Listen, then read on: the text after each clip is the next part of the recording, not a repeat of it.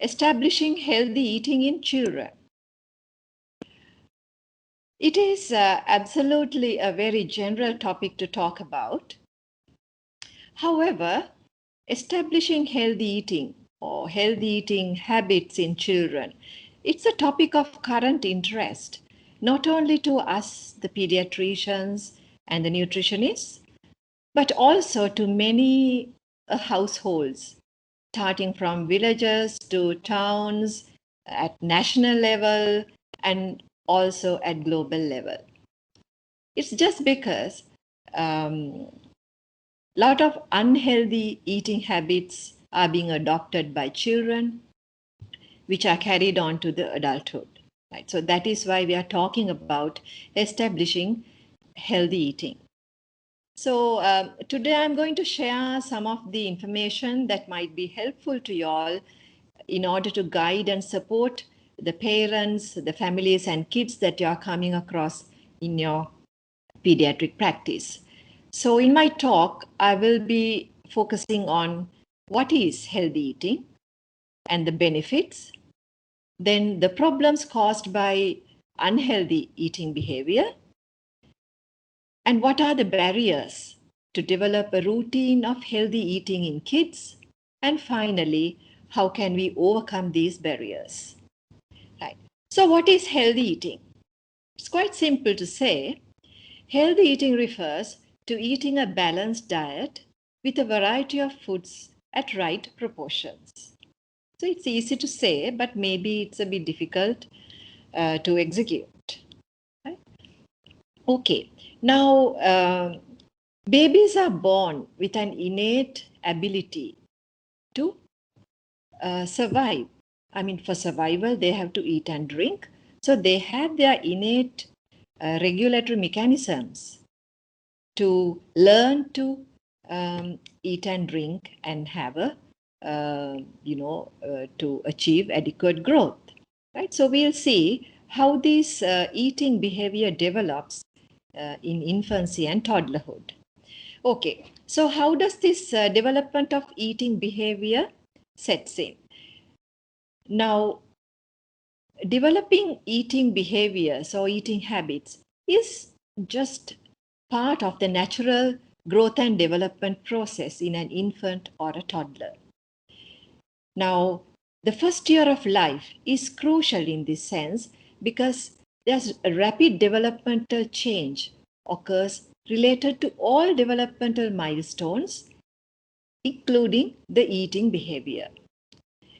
Now, a newborn baby who starts supine feeding with the achievement of gross motor milestones will acquire seated feeding. So it's quite fascinating, isn't it? So development from supine feeding to seated feeding. Similarly, consumption of liquids will change over to semi-solids into solids with a variety of textures. So that's another development. And then along with the development of oral motor skills, the suck-swallow mechanism of eating will develop into a chew-swallow mechanism. So where the baby becomes, ready for complementary feeding. And with the acquisition of fine motor skills, an infant will develop from the mode of feeding, the being fed mode, into self-feeding mode by about 2 years of life. So as these developmental milestones of eating behavior are achieved, there are so many internal regulatory cues within the infant which controls the consumption of energy or the amount of energy that the infant or the toddler takes in. So there are internal regulatory cues for hunger and satiety to control the energy intake. So this is the normal development of the eating behavior in a child. Okay, now once the all those developmental behaviors that I described you in the previous slide are achieved, then it's a matter of transition to the adult diet, starting with a modified adult diet into proper adult diet. Now, this process is very crucial for development of eating habits. So when infants and toddlers are exposed to a variety of healthy food, including fruits and vegetables and healthy food choices, and also when the parents and the caregivers make sure that the mealtime routines are consistent at home, right? And they themselves role model to their infants and toddlers how to make food choices and the eating behaviors, then it leads to acceptance of healthy food as a lifelong behavior or a habit. And also it helps children to establish healthy eating for the rest of their lives, right? So we are going to see why this process is disrupted and why we are unable to establish healthy eating in some children. So there are a lot of evidence to say that there is a positive association between dietary habits and the nutritional status of children. Now, this is a study where data has been gathered from infants and young children between 6 and 24 months of age across 11 countries, where they have demonstrated a positive association between dietary diversity and the nutritional status. So, exposure to fruits and vegetables in infancy and toddlerhood has been associated with acceptance of these foods in later life as well. Right. So, this is a very important concept that the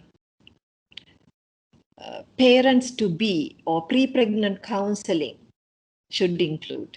Right. Okay, so let's move on to the next slide. Now, healthy eating is beneficial at all ages, not only children, but also for adults. But however, we talk about healthy eating in early childhood because there's a phenomenal growth and development occur in the early years of life, where nutrition plays a very crucial role in their growth and development. Right, so we'll look at more benefits of healthy eating. So as you all know already, the infancy and toddlerhood is marked by the fastest rate of brain growth and physical growth. So for optimal brain growth, you all know that a balanced diet with adequate macro and micronutrients are very important. And similarly for the musculoskeletal development, for the endurance of the child, again, a balanced diet is extremely helpful.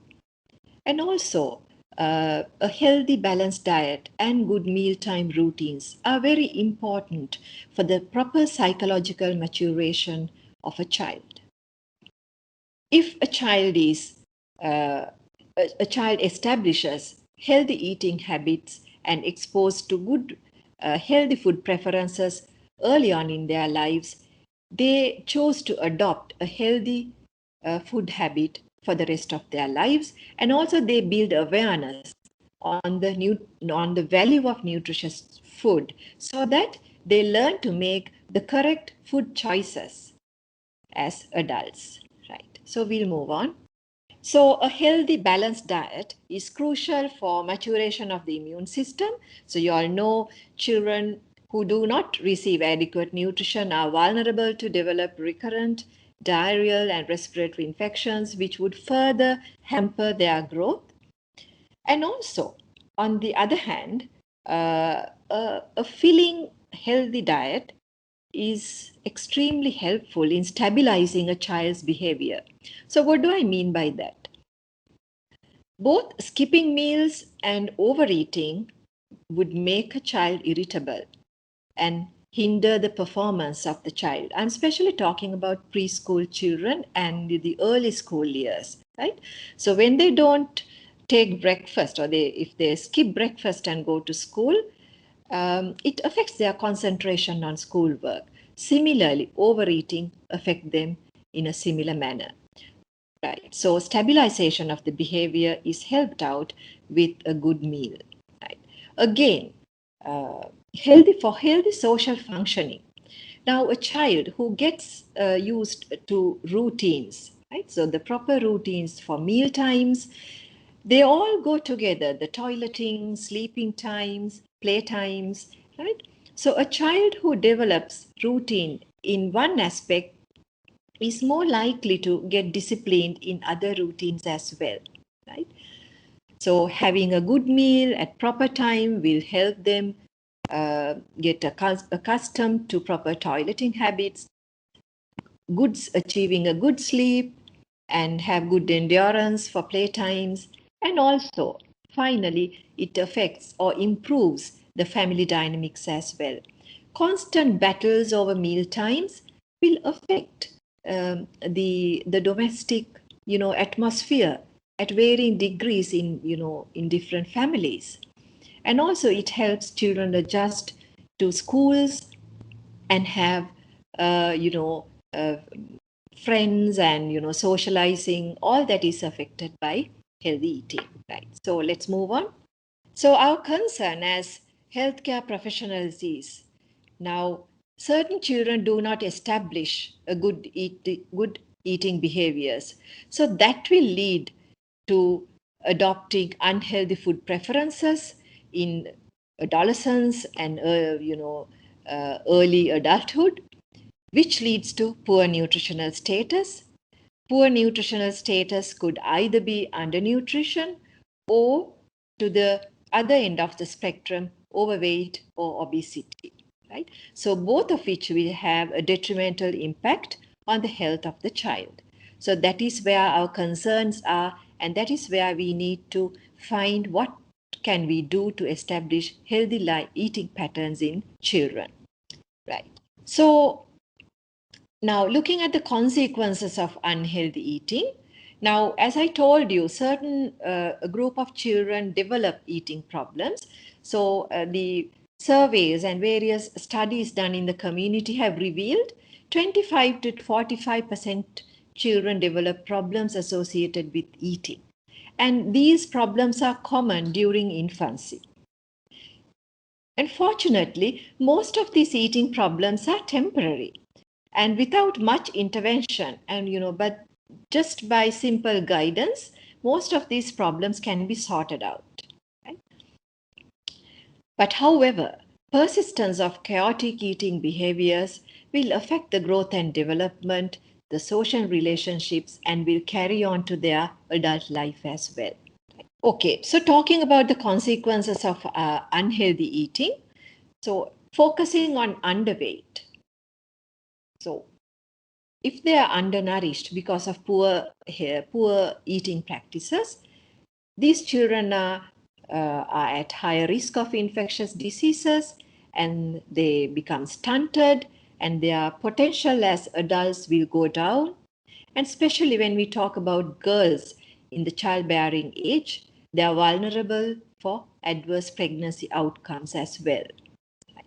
On the contrary, the other end of the spectrum is overweight and obesity.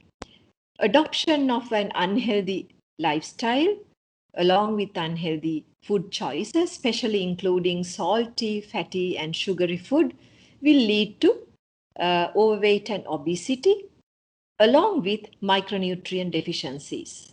And more than 50% of children with overweight and obesity will end up as obese adults, and they are vulnerable to develop non-communicable diseases earlier in their lives.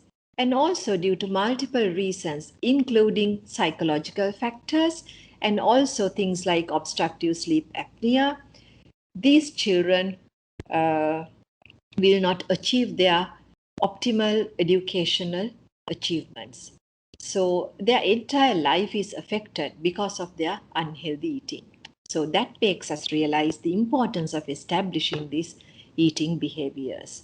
So I will just, take you to glance at the problem of underweight and overweight globally, regionally, and nationally.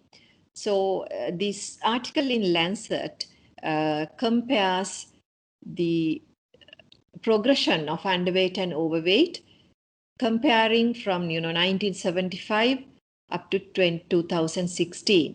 So you all can see, if you look at the underweight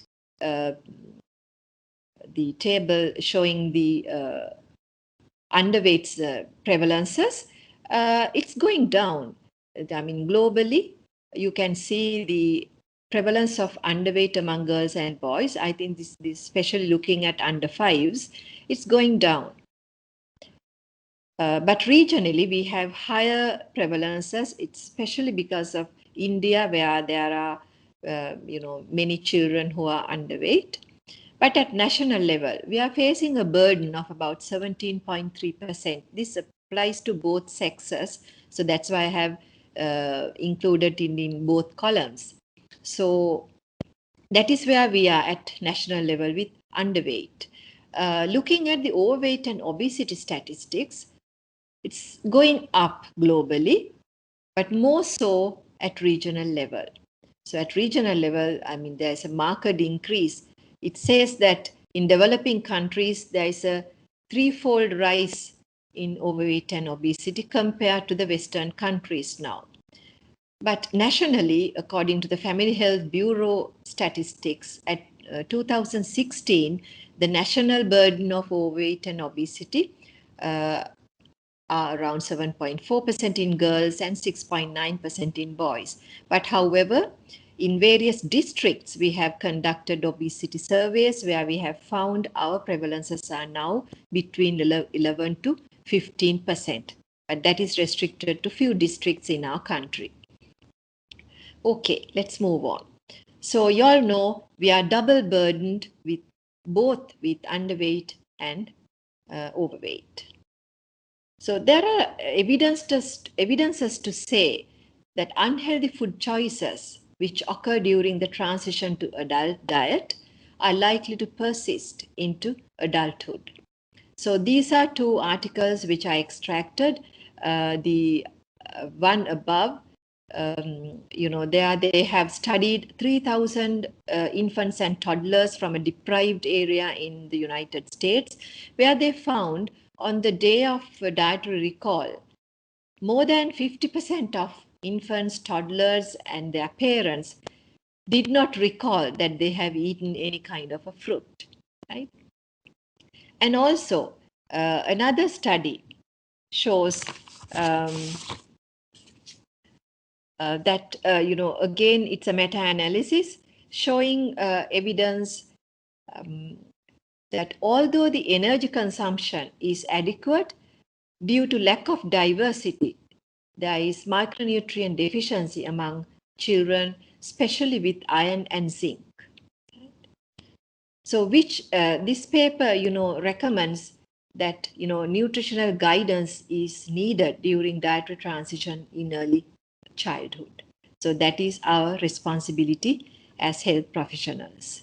So why do children not establish healthy eating behaviors? What are these barriers? Now, there are multiple influences that affect their transition into adult type diet. Now, as I told you, they have their innate development which help them eat and drink to thrive. But there can be various hazards which cause disruption of their normal development, which I'm going to talk to you about later. And there are so many family influences, the family trends that can affect the child's transition, and the food environment also play a crucial role. Right. Now, why do children deviate from their normal development of internal regulatory mechanisms? Now, as you all are aware now, there's a natural response to innate regulatory cues for hunger and satiety in all infants and toddlers. Right? So, inadequate recognition by parents and also overriding of these regulatory cues by familial and cultural practices, they will all disrupt this natural response in children.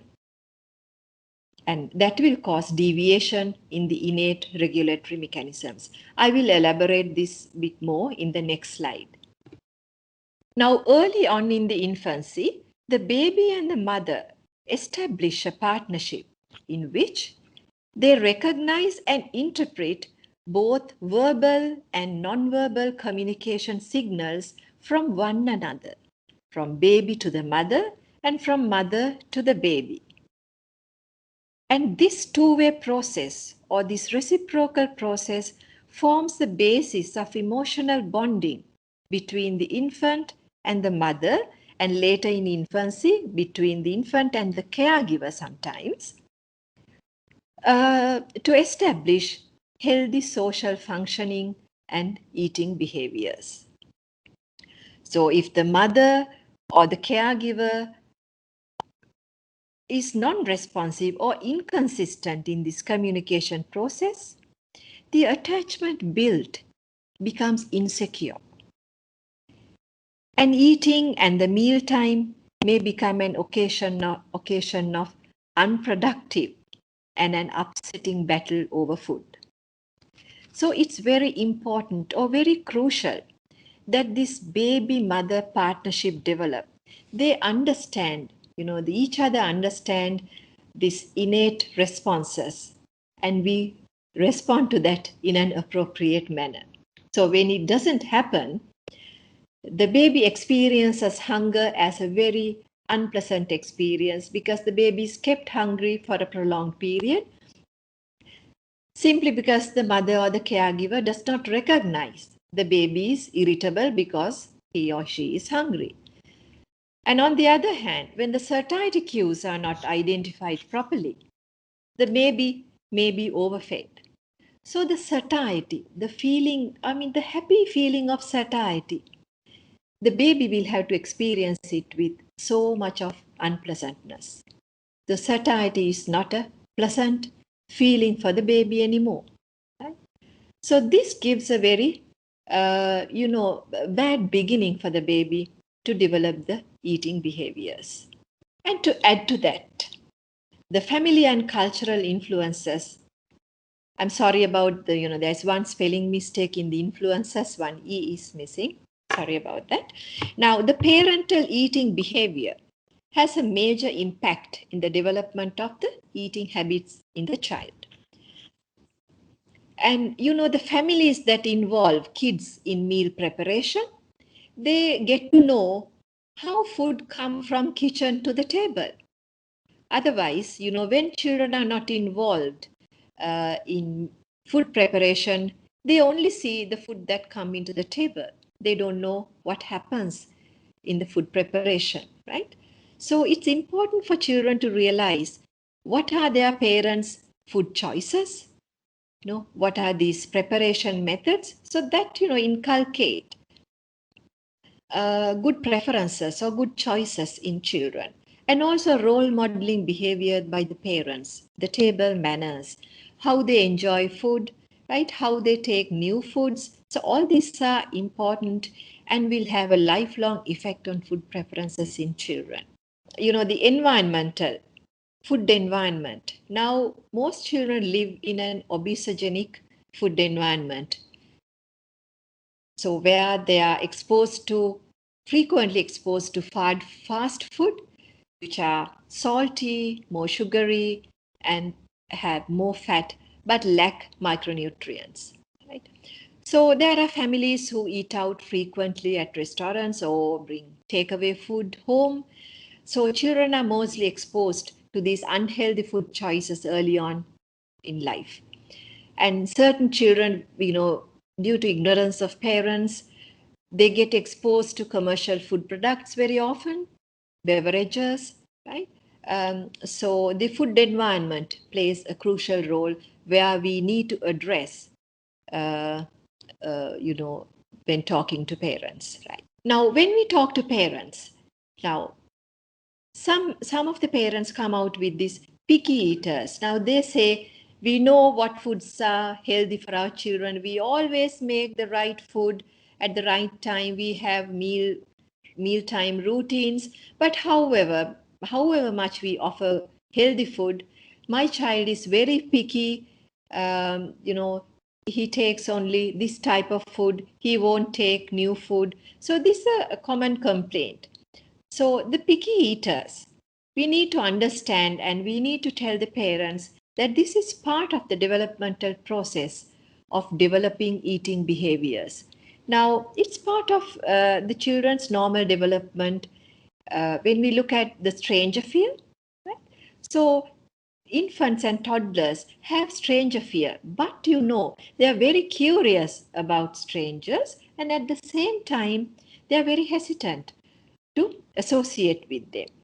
And likewise, toddlers thrive. They strive to do new things. They want to try new things out, but they are scared of. I mean, when they are offered a new toy, at first, they approach it with some caution.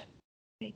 So same happens with the food. When we offer a new food, they have neophobia. So we have to understand that the parents have to keep on offering it rather than, do, short, very quick cooking to give the baby the foods that the child is used to. So we are offering the same kind of food, and that will inculcate a habit that the child will continue to refuse new food. Right? So I will talk about handling picky eaters in a later slide. Now, another important aspect is the caregiver-child context of feeding. Right? Please move on.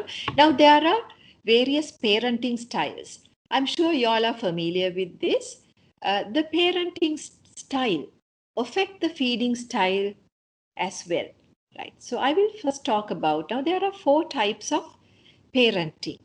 Now, there are authoritarian parenting style where there's, parents have high expectations, they are educated parents, and they have a structure or a high nurturing structure for their children. There's a lot of love and warmth, but at the same time, they have demands, they have house rules, so children have to abide by them, but they always negotiate with children, right? So that is the authoritarian type of parenting.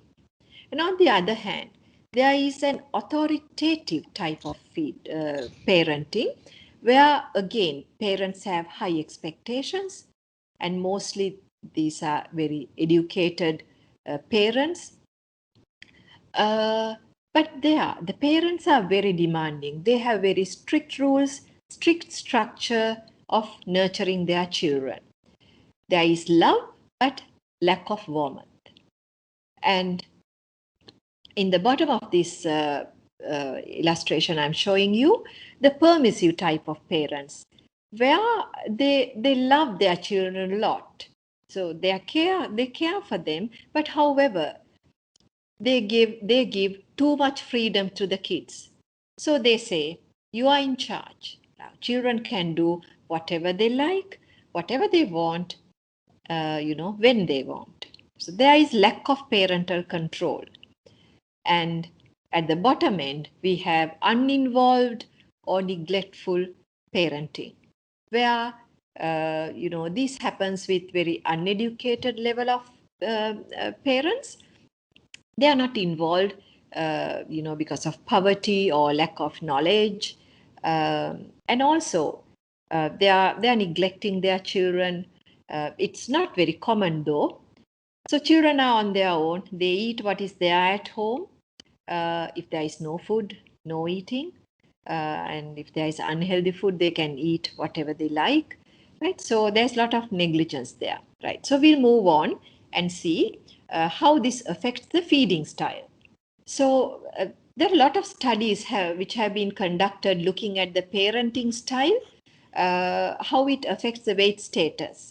Right? So this is quite an extensive systematic review looking at the effect of parenting style and the feeding style on the weight status in children between 4 to 12-year-olds, and they have revealed, many studies have revealed that uninvolved and neglectful feeding styles cause high BMI in their children in early adolescence, right?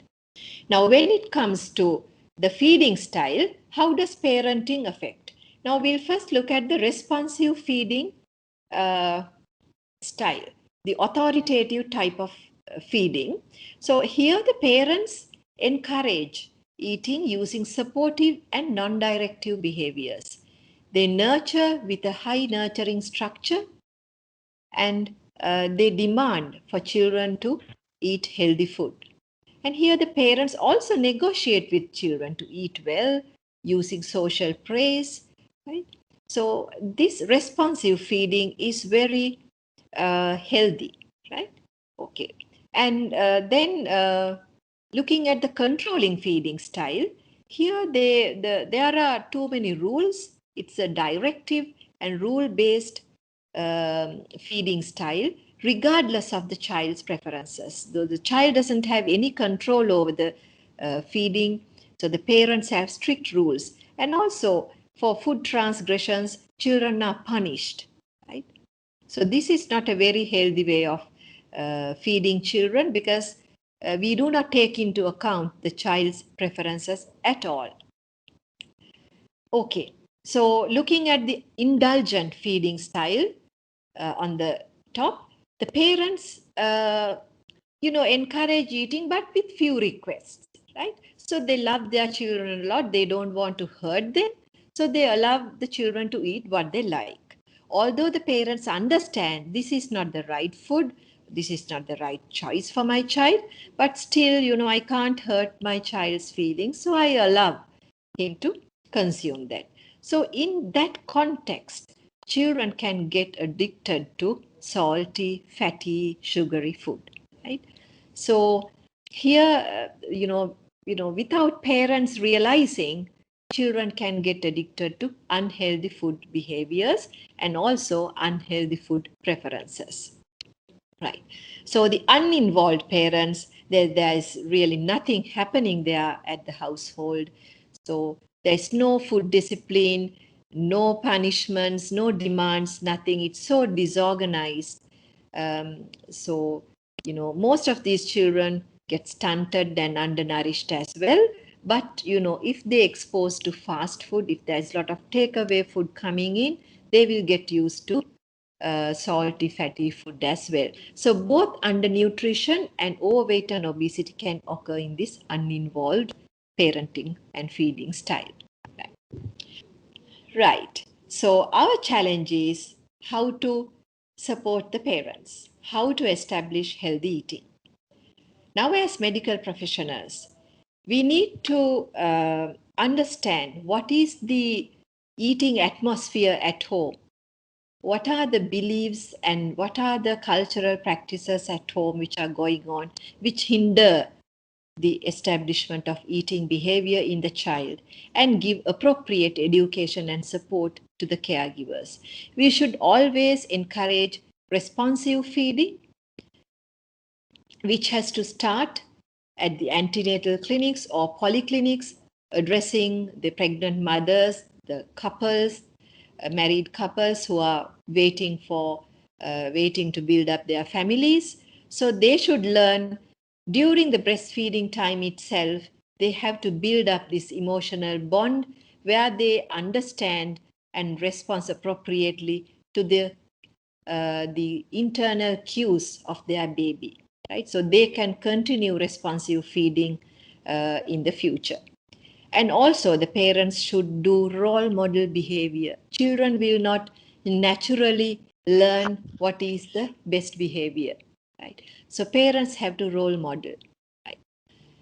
And they also have to develop mealtime routines, right? The proper meal times. I will talk about this in a little while.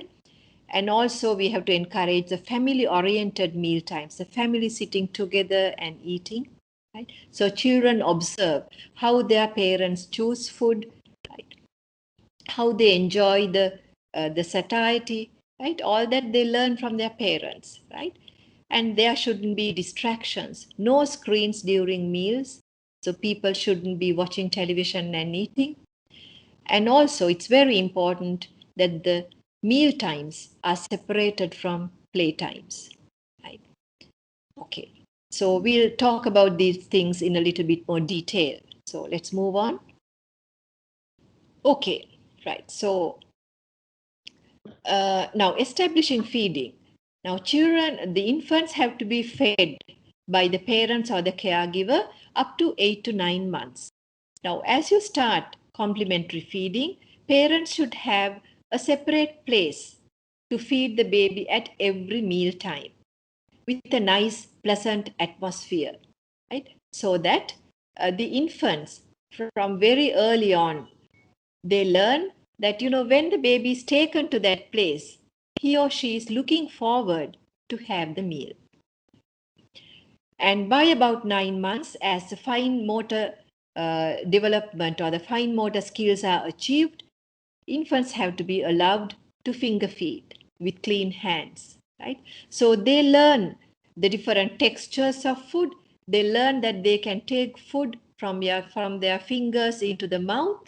So we have to allow that developmental process to mature. Right? And then during the second year, from 12 months to 24 months, we need to allow self-feeding with assistance. So this is a bit of a difficult time.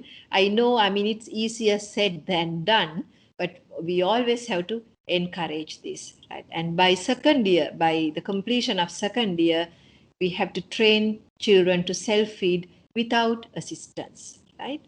And at all times, we have to be responsive. That's why I have highlighted here responsive feeding. We should educate the parents not to do any force feeding, right? Because children have to experience the satiety with a pleasant feeling, not by a very frustrating feeling, parents keeping on or nagging them to have more. Right? So, as I told you, the parents should be sensitive to the hunger and satiety cues. They have to differentiate, when a baby becomes irritable, whether it's hunger or whether it's, toileting need or whether sleeping need or whatever, right? So they have to learn from their child, right? So avoid forced feeding and allow kids to touch food with clean hands all the time and make mealtime a pleasant time. When a toddler is fed, the parent, the mother or the caregiver has to talk about the food, the color, the shapes, right? Not anything else. And also, we have to minimize distractions. So I talked about screens and also, feeding the children outside where there are a lot of distractions. It should be discouraged. So babies have to be kept inside the house. There has to be an eating atmosphere when they are fed. Now, when there is food refusal, when a baby refuses food, parents have to try different methods of encouragement. Talking about food, they have to be creative. They have to try different preparations of the same food, giving it in a different texture. There are various preferences in children for various textures, so parents have to identify. And also they can try different combinations like, mixing yogurt with fruits, things like that. So parents have to experiment and find out, different methods.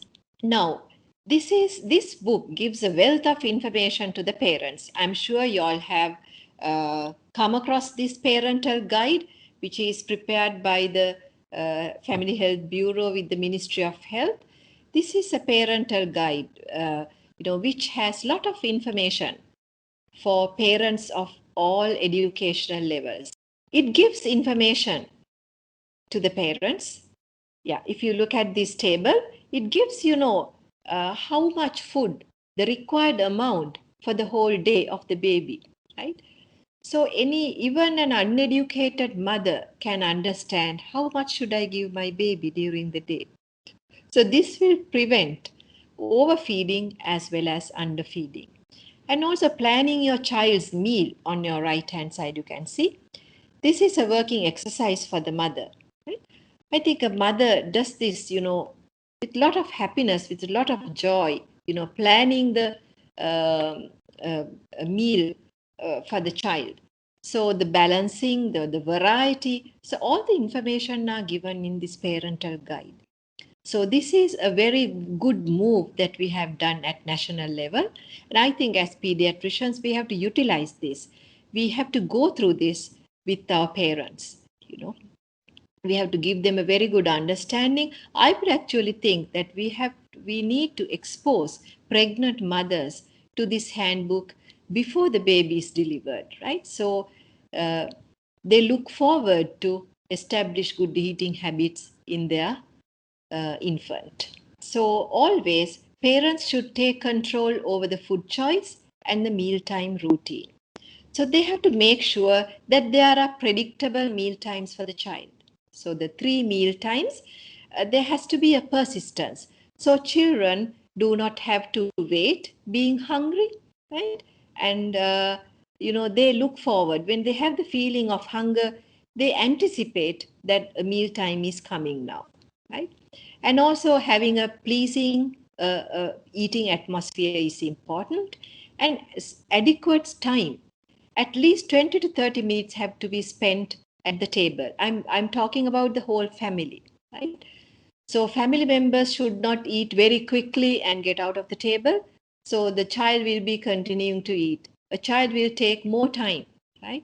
So the parents have also got to be slow. So too short or too long meal times are both frustrating to the child. And also parents should not allow munching throughout the day.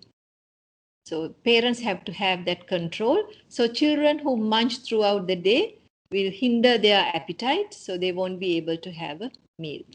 And here I need to emphasize that continuing breastfeeding beyond 2 years, and even within the second year of life, parents have to be educated that breastfeeding close to meal times is not suitable.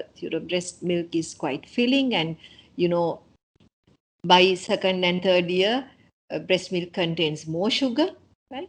So that will hinder the appetite of the child, and it also affects the personality or the development of self-esteem and all that in the child. So that has to be discouraged.